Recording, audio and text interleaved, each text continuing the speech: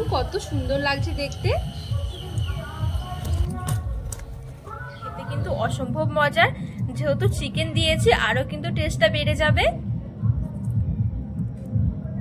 নমস্কার বন্ধুরা, প্রতিদিনের মতো নতুন একটা রেসিপি নিয়ে চলে এসেছি আপনাদের জন্য। আশা করছি অনেক ভালো লাগবে। তো আজকে আমি আপনাদেরকে বানিয়ে দেখাবো পুর ভরা প্যাচরোল। খুবই সুন্দর হয় খেতে, দেখতে যেমন খেতেও কিন্তু তেমন। সকাল বা বিকেলের টিফিনের জন্য কিন্তু খুবই সুন্দর। এরকম একটা যদি প্যাচরোল বানানো হয়, একটা জায়গায় দুটো খেতে মন চাইবে, আর খুবই সুন্দর হয়। তো পুরো ভিডিওটা দেখবেন, আশা করছি অনেক ভালো লাগবে। প্যাচরোলটা বানানোর জন্য সবার প্রথমে আমি এখানে 1.5 কাপ ময়দা নিয়েছি। আজকে আমি অনেকগুলো প্যাচরোল তৈরি করবো বাড়ির সবার জন্য, তো আমি এখানে একটু বেশি করে নিয়েছি। এইবার আমি দিয়ে দেবো 1/2 চামচের মতন লবণ, আর দিয়ে দিচ্ছি 2 চামচের মতন সাদা তেল। এবার আমি এই তেলটা দিয়ে ভালো করে ময়দাটা ময়াম করে নেব। এই তেলটা দিয়ে ময়দাটা ভালো করে ময়াম করলে রোলটা কিন্তু খুবই ক্রিস্পি ক্রিস্পি হবে আর খুবই ভালো হয় খেতে। তো ভালো করে আমি একটু সময় নিয়ে ময়াম করেটা নেব। আমি ভালো করে ময়াম করে নিয়েছি। এখন দেখুন এরকম চাপ দিলে কিন্তু কি সুন্দর জড়ো হয়ে যাচ্ছে। ঠিক এরকম করে ময়দাটা ময়াম করে নিতে হবে। এবার আমি অল্প অল্প করে জল দিয়ে একটা ডো বানিয়ে নেব।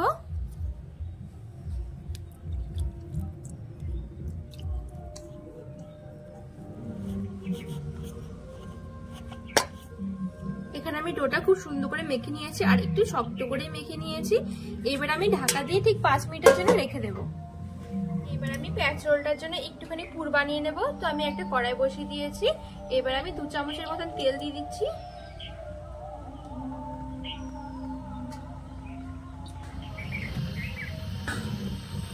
এখানে আমি তেলটা ভালো করে গরম করে নিয়েছি। এবার আমি এখানে একটা বড় সাইজের পেঁয়াজ কুচি করে নিয়েছিলাম, তো পেঁয়াজ কুচিটা দিয়ে দেবো।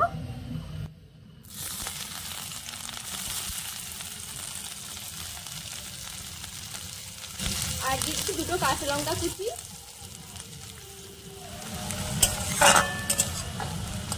পেঁয়াজগুলো আমি হালকা ভাজা ভাজা করে নিয়েছি। এবার আমি দিয়ে দিচ্ছি টমেটো কুচি। আমি একটা মিডিয়াম সাইজের টমেটো কুচি করে নিয়েছি। এবার টমেটো কুচিটা দিয়ে দিচ্ছি।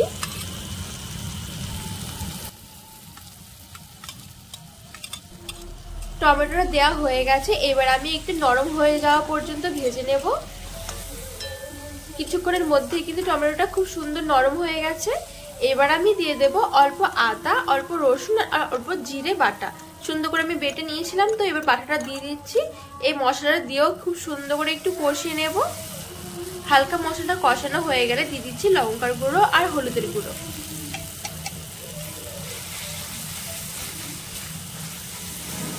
এখানে আমি সব মশলাগুলো ভেজে নিয়েছি। এবার আমি এখানে কয়েকটা বোনলেস চিকেনের টুকরো নিয়েছিলাম, সেগুলোকে একদম ছোট ছোট করে কেটে নিয়েছি। আর এই রোলটা করতে কিন্তু এক্সট্রা কোনো চিকেন কিনতে হবে না। যখন ঘরে চিকেন আনা হবে তখন এরকম সলিড পিসগুলো এরকম নিয়ে কিন্তু এই রোলটা তৈরি করা যাবে। তো এবার আমি চিকেনটা দিয়ে দিচ্ছি।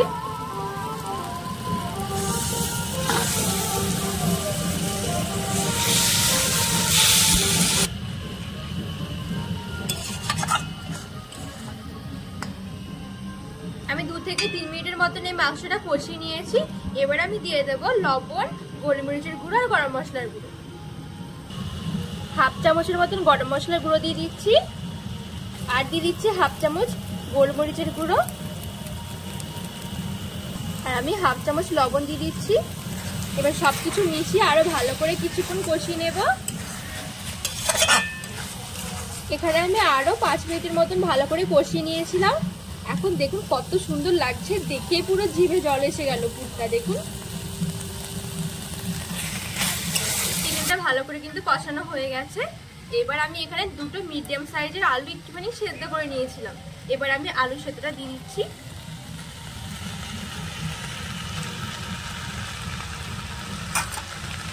আবার ভালো করে মিশিয়ে নেব।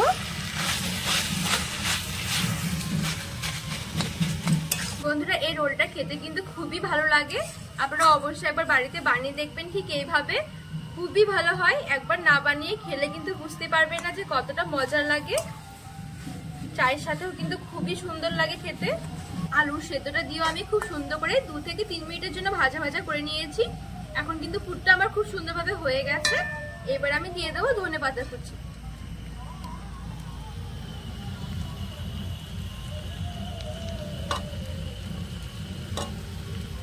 ভালো করে মিশিয়ে নেব।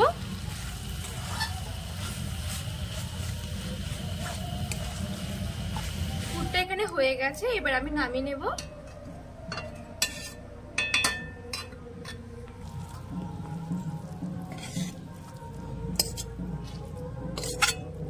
এদিকে ময়দা ডোটা মেখে রেখেছি 5 থেকে 10 মিনিটের মতন হয়ে গেছে। এবার আমি একটু ভালো করে মেখে নেব আর একটু। এবার আমি এখান থেকে ছোট ছোট করে লেচি কেটে নেব।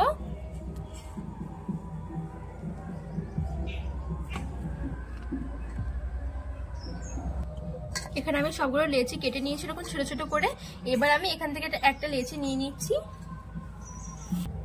এবার একটা চাটুর মধ্যে নিয়ে একটু মসৃণ করে মেখে নেব।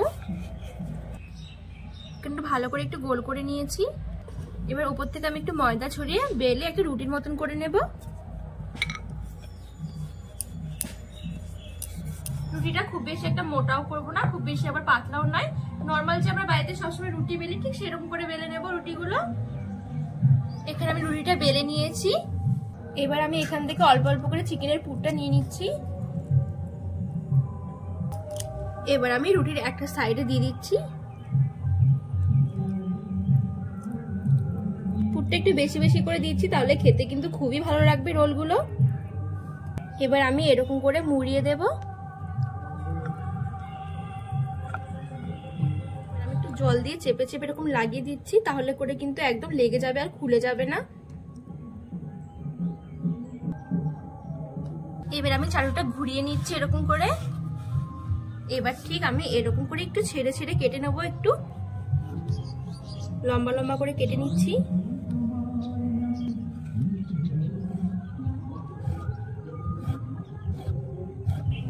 এবার আমি ঠিক এই দিকটা ধরে এরকম দড়ির মতন এরকম প্যাঁচ দিয়ে দেব।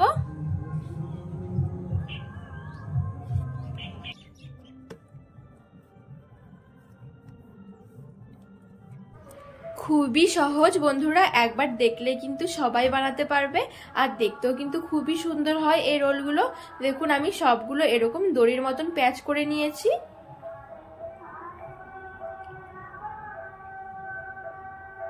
এইবার আমি দুটো সাইড এরকম করে মুড়িয়ে সমান করে দেব। আবার আমি চাটুটা ঘুরিয়ে নিচ্ছি। এবার আমি এরকম করে ধরে রোল করে নেব, তাহলে কিন্তু খুব সুন্দরভাবে রোলগুলো হয়ে যাবে। আর এই যে এইদিকে যেহেতু এবড়ো খেবড়ো হয়ে আছে, তার জন্য আমি এরকম করে একটু সমান করে কেটে নিচ্ছি। তারপরে আমি একটুখানি জল লাগিয়ে নিচ্ছি, এতে করে কিন্তু খুব সুন্দরভাবে লেগে থাকবে, ভাজার সময় কিন্তু আর খুলে যাবে না। তো এখানে কিন্তু আমার একটা রোল হয়ে গেছে। দেখুন কত সুন্দর লাগছে রোলগুলো দেখতে। এরকম করে আমি সবগুলো রোল তৈরি করে নেব।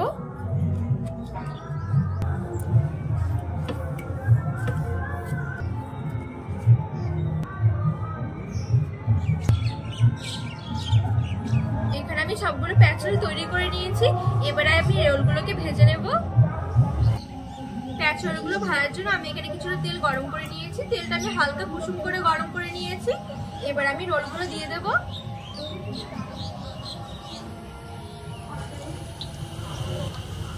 একদম হালকা আছে ভেজে নিতে হবে রোলগুলো।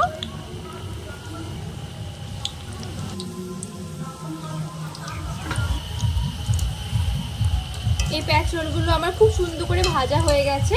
এবার আমি এগুলোও তুলে নিচ্ছি।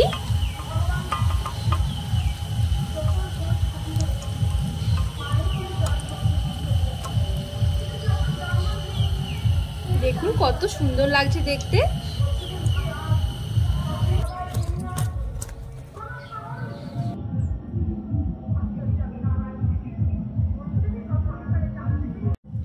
দেখুন রোলগুলো দেখতে কত সুন্দর হয়েছে। ছোট থেকে বড় সবাই কিন্তু খুবই পছন্দ করবে, আর খেতে কিন্তু অসম্ভব মজার।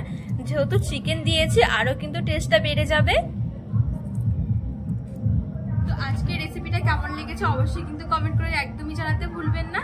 রেসিপিটি ভালো লাগলে চ্যানেলটিকে সাবস্ক্রাইব করে পাশে থাকার অনুরোধ রইল।